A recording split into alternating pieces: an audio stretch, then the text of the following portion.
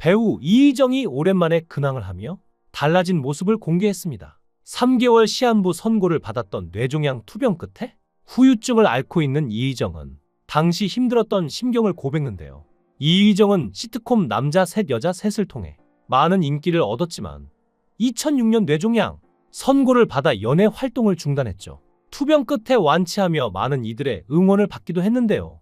이희정은 뇌종양 투병에 대해서 계속 머리가 아프고 두통이 생겼고 한의원도 가보고 다 가봤는데 별 이상이 없다는데 너무 아팠다고 합니다. 피로 때문일 거라 대수롭지 않게 여긴 두통이 뇌 건강에 적시 놓였던 것인데요.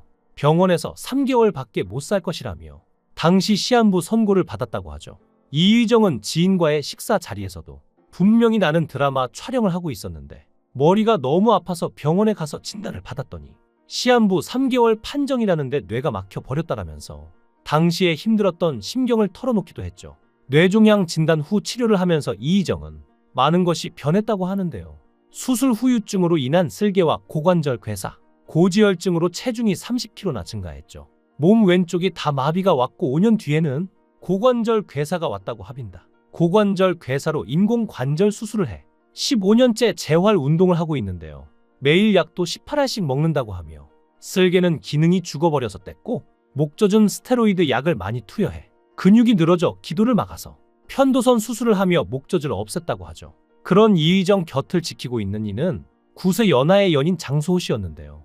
유도선수 출신인 그는 18세 시절 번개머리로 유명했던 이희정의 팬이었다고 하며 헬스장 데려다 주고 같이 밥 먹다 보니 여자처럼 보였고 나이는 상관없었다고 하죠.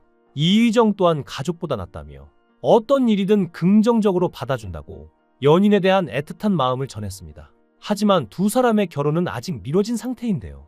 이희정은 조심스레 그 이유를 말했습니다. 부모님은 결혼을 허락하셨지만 아마 아이를 기대하실 것이라고 말하며 이희정은 아이를 낳을 수 없다고 합니다. 고관절 수술로 인해 20도 버티지 못해 병원에서 임신은 무리라고 했다는데요.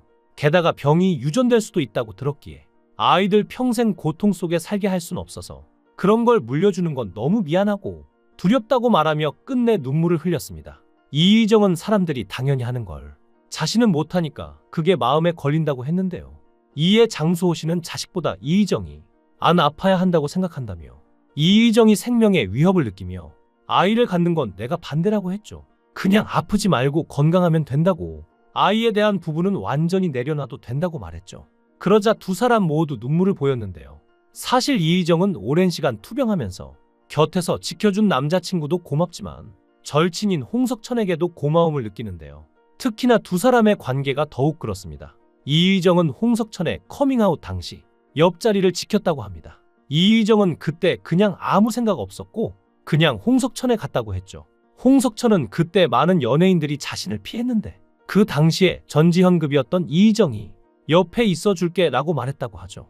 이희정은 뇌종양 투병으로 기자회견을 열었던 당시를 언급하며 자신이 아팠을 때 쓰러질 것 같았을 때 홍석천이 자신을 붙잡고 기자회견에 가졌다고 고마움을 표현하기도 했는데요.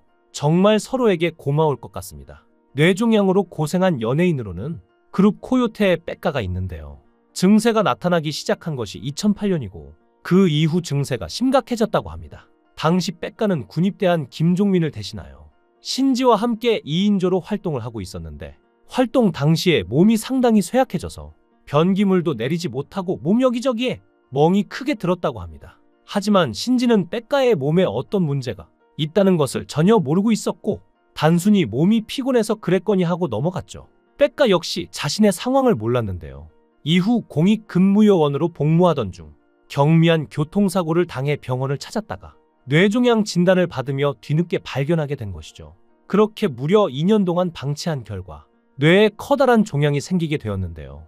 이것 때문에 12월에 공익근무요원 조기 소집 해제 처리되었죠. 당시에 빨리 수술해야 하는 상황인데다가 수술을 한다고 하더라도 사망 확률이 30%, 반신불수로 살아갈 확률이 60%였으며 성공을 해도 기억장애와 언어장애를 겪게 된다고 할 정도로 심각했다고 합니다. 이 소식이 대중에게 전해지기 전에 김종민은 백가로부터 먼저 연락을 받았는데요. 뒤늦게 발견한 뇌종양을 김종민에게 알린 이유는 당시 신지도 슬럼프와 우울증으로 고생하던 탓에 그래도 리더였던 김종민에게 알려주는데 김종민과 통화하는 중 본인도 대성통곡을 하면서 통화를 했다고 하죠. 그래서 김종민은 큰 소리로 다그치면서 정신 차리도록 소리쳤다고 하는데요.